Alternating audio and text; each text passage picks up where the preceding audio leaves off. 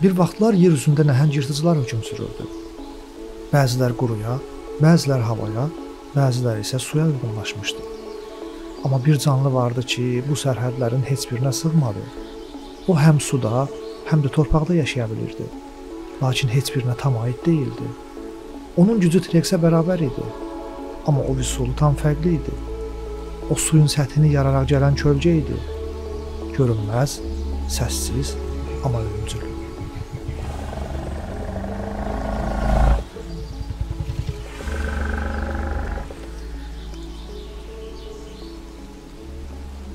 Spinosavr təxminən 95-99 milyon il əvvəl təbaşir dövrünün ortalarında yaşamış nəhəng bir teropod dinozavr idi. Onun adı Yunan dilindən gəlir. Spina, tikan, sauros, kərtənkələ, yəni tikanlı kərtənkələ mənasını verir. Spinosavr 1912-ci ildə Misirin qərb səhrasında Alman paleontoloq Ernst Stromer tərəfindən kəşf edilmişdi. Təəssüf ki, unikal fosillər 2-ci Dünya müharibəsində Münxendəki muzey ilə birlikdə bombalanaraq məhv oldu. O vaxtdan bəri bu nəhəng canlı uzun illər elm dünyasının kölgədə qalan sirlərindən biri sayıldı.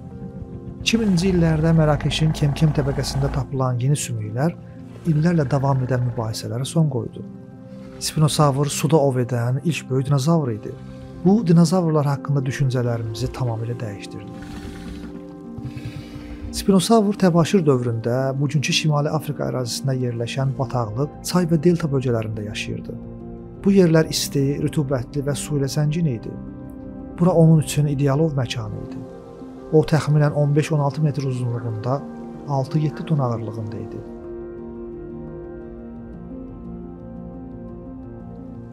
Kürəyindəki nəhəng yelkən, 1,5-2 metr hündürlüyündə tikanvari onurğa çıxıntıları çox güman ki, bədən temperaturunu tənzimləməyə, dişiləri cəlb etməyə və rəqibləri qorxutmağa xidmət edirdi.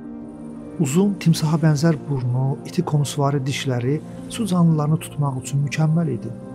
Onun ayaqları qısa, quyruğu isə çevik və üzgət kimi formalaşmışdı. Bu da suda üzməyə uyğunlaşmanın bariz sübutudur.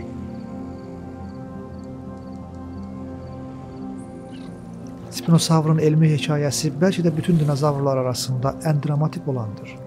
Ernst Stromer tapıntıları ilə dinozavr elminə yeni bir səhifə açdı. Lakin bu səhifə müharibə ilə məhv oldu. O illərdən yalnız çəkilmiş eskizlər və qeydlər qaldı. Ta ki 2000-ci illərdə Mərakeşdə yeni fosillər tapılana qədər. Bu yeni qalıqlar sayəsində alimlər onun suya tam uyğunlaşmış, yarı sualtı yırtıcı olduğunu müəyyən etdilər. Beləliklə, illərlə Spinosavr yalnız quru yırtıcısı idi fikri tamamilə dəyişdi. Spinosavr təbaşir dövrünün sonlarına yaxın yoxa çıxdı. Bu dövrdə baş verən iqlim dəyişiklikləri, çayların istiqamətinin dəyişməsi və balıqların azalması onun ekoloji sabitliyini pozdu. Daha sonra gələn asteroid toqquşması və kütləvi ekosistem çöküşü onun nəslini tamamilə silib apardı. Bugün Spinosavrın sümükləri əsasən Mərakeşdə tapılır. Elm adamları bu qalıqlardan onun üzgəcili quyruğa, suya davamlı sümüklərə və burun dəlikləri yuxarı hissəyə keçdiyinə görə suda nəfəs ala bildiyinə inanır. Bəzi müasir rekonstruksiyalarda o pələng kimi suda hərəkət edən, lakin timsah kimi ovlanan bir canlı kimi təsvir olunur. Bu, dinozavr təkamülündə tamamilə yeni bir hərəkət tərzinin sübutudur. Spinosavr təbiətin cəsarətli bir addımı idi. O, suların dərinliyində hökmranlıq etmək istədi. Amma dünya hələ bu dəyişiklik üçün hazır deyildi. Onun sümükləri çoxdan daşlaşsa da, hekayəsi hələ də yaşayır. Çünki təbiət heç vaxt sınamaqdan vaz keçmir.